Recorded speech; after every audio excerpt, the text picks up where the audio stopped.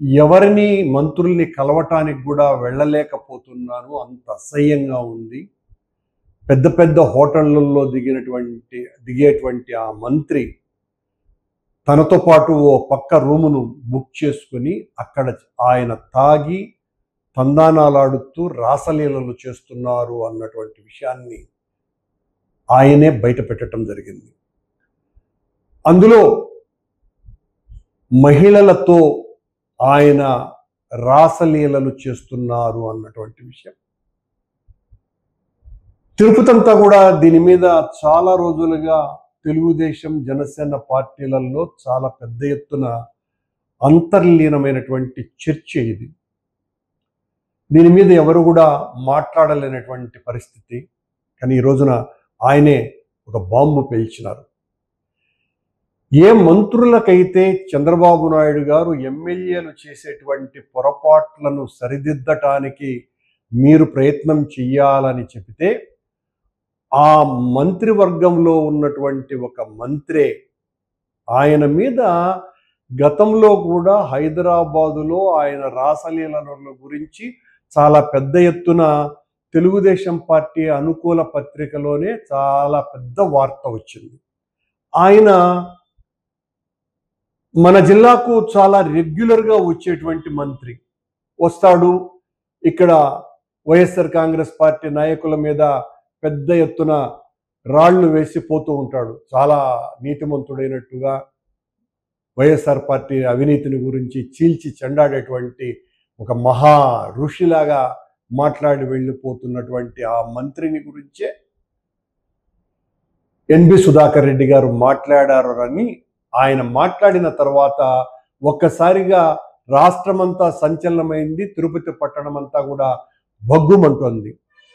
అందరికీ తెలిసినటువంటి విషయం, నీకు ఈ తిరుపతిలో అత్యంత ప్రముఖమైనటువంటి పోస్టు నీకే ఇప్పిస్తాను అని, నన్ను నమ్ముకుంటే మీకు అన్ని పదవులు వస్తాయి అని మహిళల్ని వలలో వేసుకున్నటువంటి మంత్రి అని అందరూ కూడా కోడై కూస్తున్నారు. మరి ఆ మంత్రి ఎవరో, ఆయన పేరేంటో మనకు తెలియదు. కానీ ప్రజలకందరికీ కూడా తెలుసునట. తెలుగుదేశం పార్టీకి సంబంధించినటువంటి వాళ్లకు, జనసేనకు సంబంధించినటువంటి వాళ్లకు ఆయన ఎవరో కూడా చాలా స్పష్టంగా తెలుసట. అందులో ఎన్బి సుధాకర్ రెడ్డి గారు ఆ పేరెందుకు లేండి, నేను ఆ పేరు చెప్పలేను కానీ అని ఈ మాట చెప్పినారు. అంటే అర్థమైంది, ఎన్బి సుధాకర్ రెడ్డి గారు అఫీషియల్ స్పోక్స్ పర్సన్ గారికి కూడా ఆ మంత్రి పేరేంటో తెలుసును. ఎన్బి సుధాకర్ రెడ్డి గారికి తెలుసును, మొత్తం తెలుగుదేశం పార్టీకి సంబంధించినటువంటి క్యాడర్ అందరికీ తెలుసును, అలాగే చాలా మంది ప్రజలకి తెలుసును. ఈ మంత్రి అవినీతి దురాఘాతాలు రాష్ట్రమంతా కూడా ఉన్నాయి. హైదరాబాదులో ఆయన మూలాలు ఉన్నాయి. హైదరాబాదులో ఆయన చేసేటువంటి రాసలీలలు అన్నీ ఇన్ని కావు. చివరకు అత్యంత పవిత్ర పుణ్యక్షేత్రమైనటువంటి తిరుపతిలో కూడా ఇంత దారుణానికి ఒడిగట్టినారు అంటే, ఈ మళ్ళా ఆయన మాట్లాడడం తిరుపతి పుణ్యక్షేత్రాన్ని, ఈ పవిత్రతని కాపాడుతానని మాట్లాడేటువంటి ఆ మంత్రి చేస్తున్నటువంటి రాసలీలా వినోద విహార కార్యక్రమాలను గురించి పెద్ద ఎత్తున ఈ రోజున మాట్లాడినటువంటి ఎన్బి సుధాకర్ రెడ్డి గారిని నేను మనస్ఫూర్తిగా అభినందిస్తున్నా. ఇలాంటి దమ్మున్న రాజకీయ నాయకుడు అవసరం చాలా ఉన్నది. ఎందువల్లంటే ఏ పార్టీలో ఉన్నప్పటికీ కూడా అక్కడ జరిగేటువంటి తప్పుల్ని ఎత్తి చూపేటువంటి మనిషిని ఖచ్చితంగా మనం సమర్థించాలా.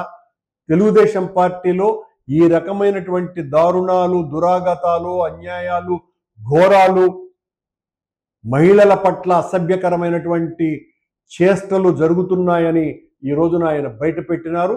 ఇది మొత్తం రాష్ట్రమంతా కూడా వైరల్ అవుతున్నది. ఆ మంత్రి మీద వెంటనే చంద్రబాబు నాయుడు గారు చర్య తీసుకోవాలి. ఈ పవిత్ర నగరం అంతా చీత్కరిస్తున్నది, చేదరిస్తున్నది, ముఖం మీద ఉమ్మేయాల మంత్రిని అంటున్నది అనే విషయాన్ని తెలియజేస్తున్నారు. అరే ఒక మగాడు ఏదైనా తప్పు చేసి తిట్టాలన్నా నీ అమ్మ నీ అక్క నీ ఆయననే తిడతారు తప్పించి ఆడిని డైరెక్ట్ గా తినే పరిస్థితి కనిపించట్లేదే. అక్కడ కూడా ఆడాలని తీసుకొస్తారు తిట్టడానికి. అక్కడ కూడా ఇంట్లో ఆడవాళ్ళని బయటకు తీసుకొచ్చి తిడతారు.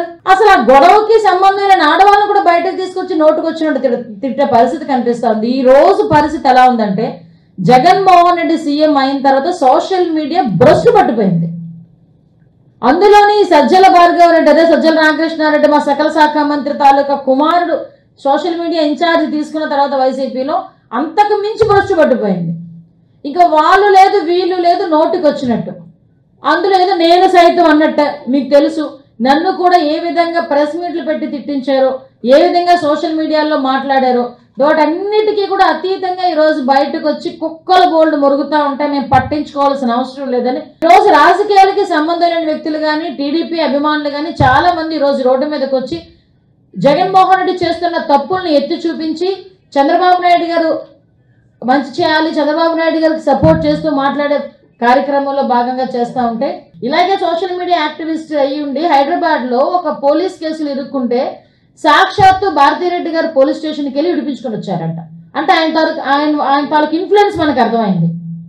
సో అటువంటి వ్యక్తులు, అదేవిధంగా సోషల్ మీడియాలో భార్గవ రెడ్డి లాంటి వ్యక్తులు ఈరోజు తెలుగుదేశం పార్టీలో ఉన్న తెలుగు మహిళల్ని డైరెక్ట్గా ఎదుర్కోలేక సన్నాసుల్లాగా పనికిమాలిన గధవల్లాగా ఈరోజు రోడ్ల మీదకి వచ్చి సోషల్ మీడియాలో నోటికి వచ్చినట్టు తిడుతున్నారు. ఎంత నోటికి వచ్చినట్టు తిట్టడం అంటే వాళ్ళ తాలూకు క్యారెక్టర్ అసోసియేషన్ చేయడం, వాళ్ళ వీడియోస్ వాళ్ళ ఫొటోస్ మార్ఫింగ్ చేయడం, ఆఖరికి దీన్ని ఎంత మేరకు తీసుకెళ్లారంటే వాళ్ళ తల్లిదండ్రులకి కూడా ఈ ఫోటోలు పంపించడమే కాకుండా వాళ్ళ తాలూకా తల్లుల తాలూకు ఫొటోస్ని కూడా మార్ఫింగ్ చేసి, అంటే పిచ్చి పరాకాష్ఠకి వెళ్ళింది, ఈ సైకోయిజం పరాకాష్ఠకి వెళ్ళింది అని చెప్పడానికి ఇది ఒక ఉదాహరణగా చెప్పొచ్చు. ఇన్ని జరుగుతున్నా కూడా మళ్ళా బయటకు వచ్చి పెద్ద కబుర్లు ఆడతారు. ఎలాంటి కబుర్లు? ఏదో ఏదో పుల్ అంటారు కదా, ఏదో సంథింగ్ ముసుగేసుకున్న దొంగలాగా బయటకు వచ్చి మాకేమీ సంబంధం లేదు అనుకున్నట్టుగా దిశ చట్టం అంటాడు, దిశ యాప్ అంటాడు, ఇదంటాడు అదంటాడు, మహిళలు అంటాడు, నా ఆడబిడ్డలు అంటాడు, నా అక్క చెల్లెలు అంటాడు, నేను నీ బిడ్డని అంటాడు, ఊర్లో ఉన్న తల్లులందరూ నా తల్లులే అంటాడు. మరి ఊర్లో ఉన్న తల్లులందరూ నీ తల్లులే, ఊర్లో ఉన్న అక్కలందరూ నీ అక్కలే, ఊర్లో ఉన్న చెల్లెలందరూ నీ చెల్లెలే. బట్ నీ అక్కని, నీ చెల్లిని, నీ తల్లిని నీ సోషల్ మీడియా గ్యాంగ్ నోటుకు వచ్చినట్టు మాట్లాడుతూ ఉంటే ఎందుకు ఈ రోజు వరకు ఒలకడు పలకడం?